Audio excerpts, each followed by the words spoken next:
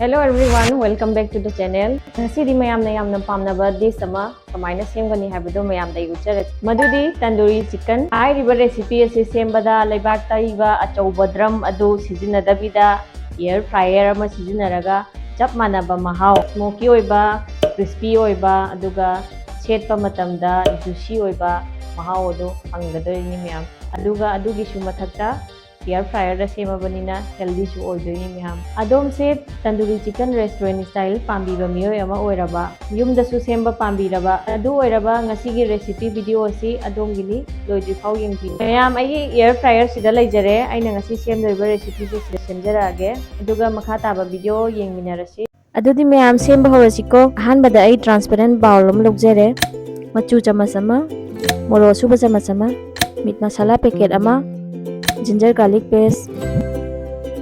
thum khara ka hapjarage nasai hapjakiba mayan singje mix tawrage ising kitang hapjarage okhairaga paste danaba semjarage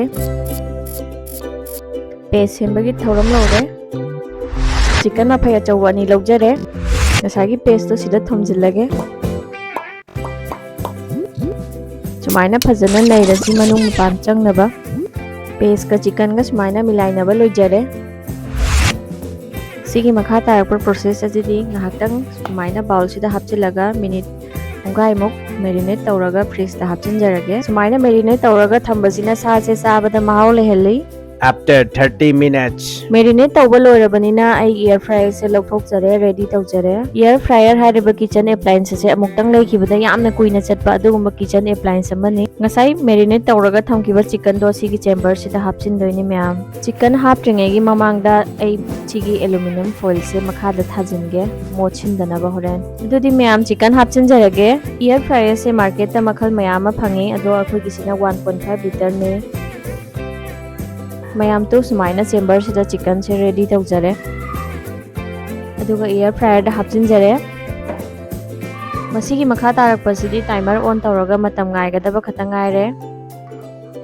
adudi mayam on tawjarage hauji aina 30 minutes ki time on tawjakre mayam manam gajidi khunung sim tawre ado hangdoksaraga yengjarage wow masaksidi restaurant ne kari da heluni sumai tawdana tandoori chicken ase yumda yam laina semba yai paisa su yamna changdaba matam su yamna changdaba aduga healthy su yamna oiba